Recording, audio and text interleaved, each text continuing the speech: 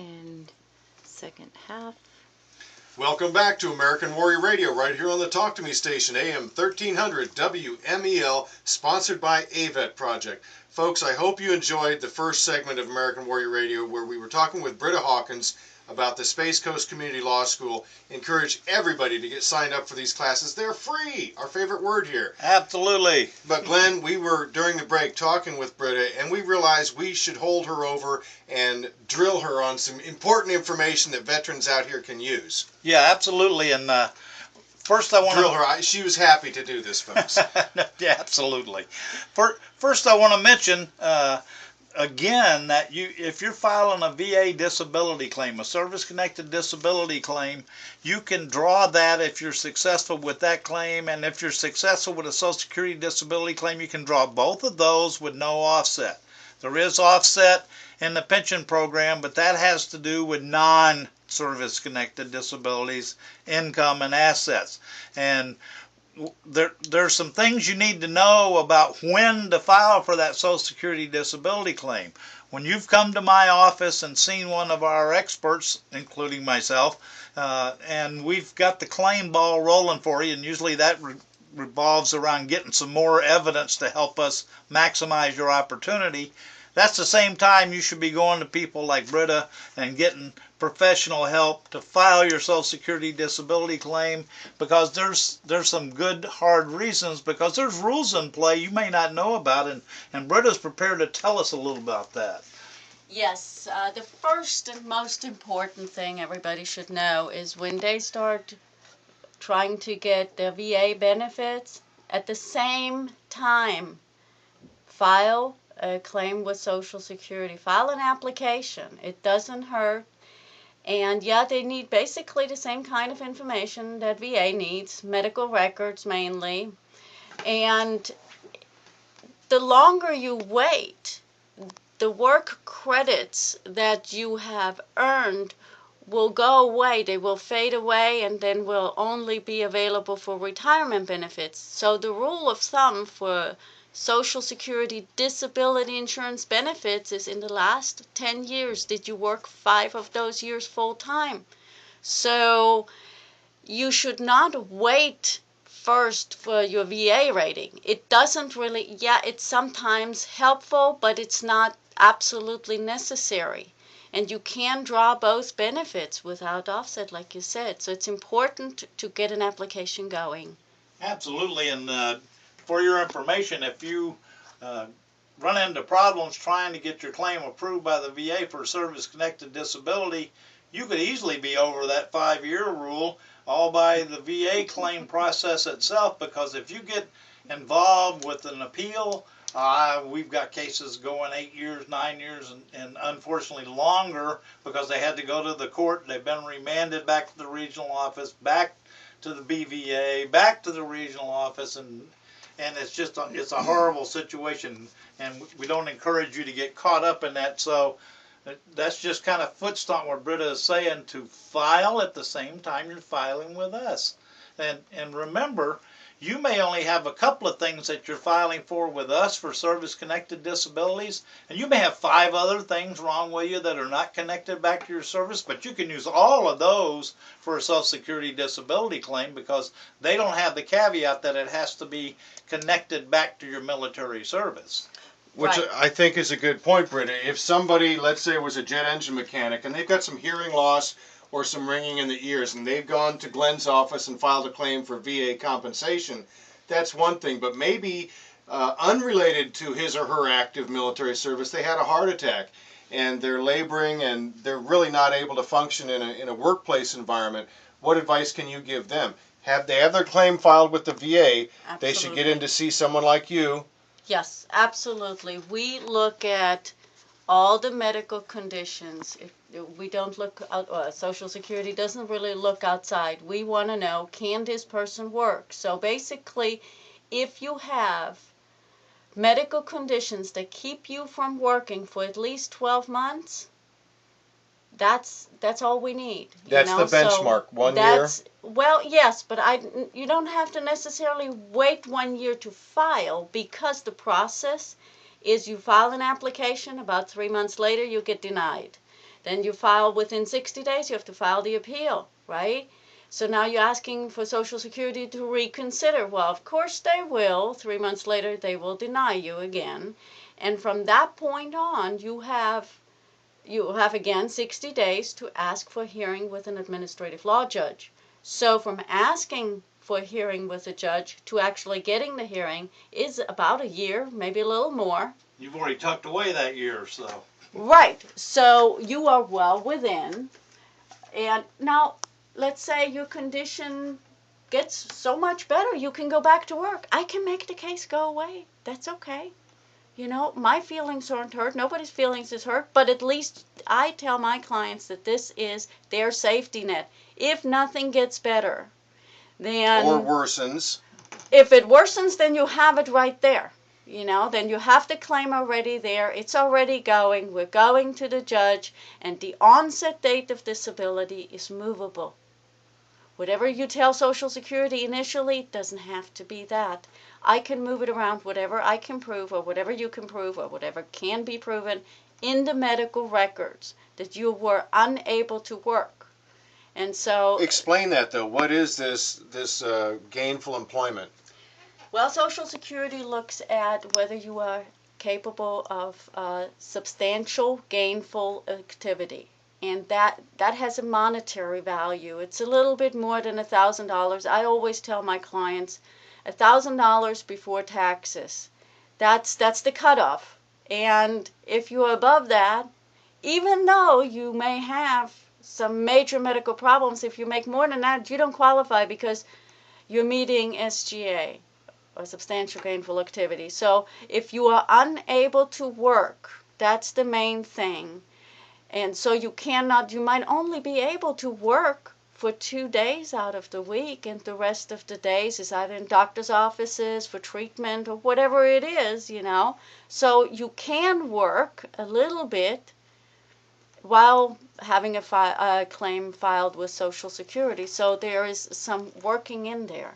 Yeah, that's very interesting because when you're dealing with service-connected unemployability claims, the VA has the same definition as Social Security does. It's a monetary-based thing, and it's predicated upon the wage that a single person earns it's expressed monthly, but it'd be on an annual basis. Mm-hmm. And it does not matter how many hours per week you work or how many days per month you work. It's just as long as you don't earn is the key word here, earn enough money to exceed that cutoff, which $1,000 is a good way to look at it.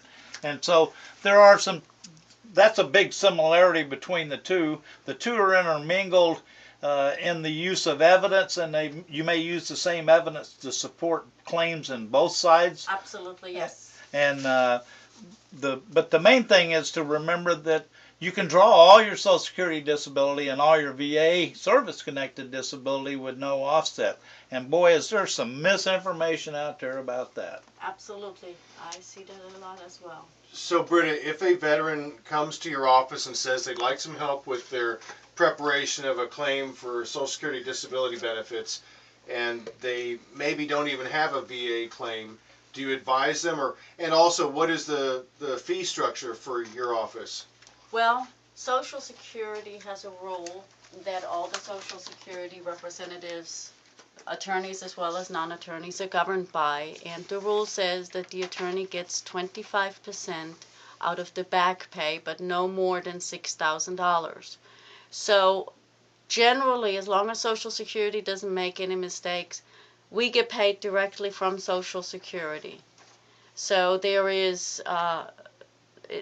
nothing comes out. It does come out of the back pay, but the client does not have to give us a check per se. And we do not take any money initially. I just get paid at the end by Social Security. Now there is a contract that has to be signed that goes through an approval process at Social Security and is generally approved at the hearing. At the time of the hearing, the judge approves it, and at that point then the fee will be withheld by Social Security.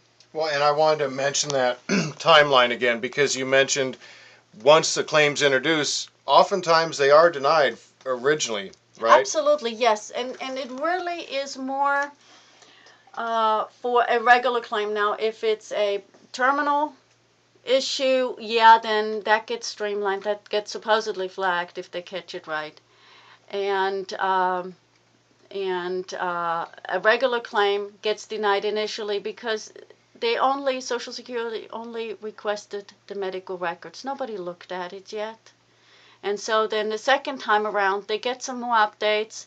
And again, likely nobody really looked at it yet. Shortly after that, it goes to a disability determinations unit. At that point, then people will look at it. They sometimes contact the attorney, hey, get us more information. Some cases get sidetracked to a virtual screening unit as well for potential approval. So if all the medical records are in, so it's helpful to have the guidance of an attorney.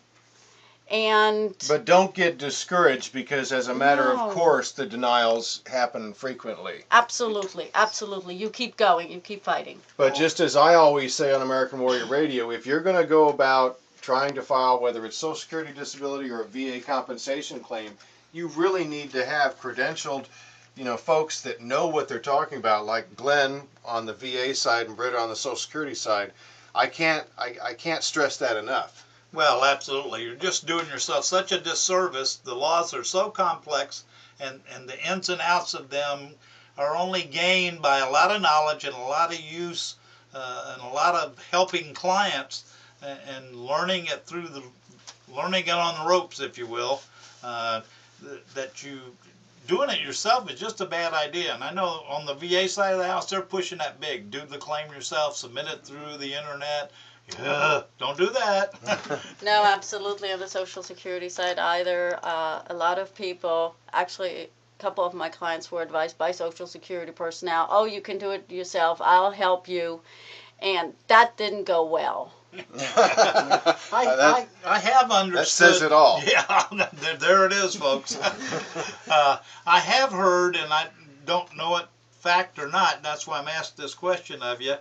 I have heard there's a quick list in Social Security where if you are afflicted with some of these, and I don't know how many there are, but it's a list of disabilities that the approval is almost automatic. So. Well, it's the compassionate allowances. That's what the list is called. It grows. It has obscure things on there, but my clients come up with even more obscure illnesses.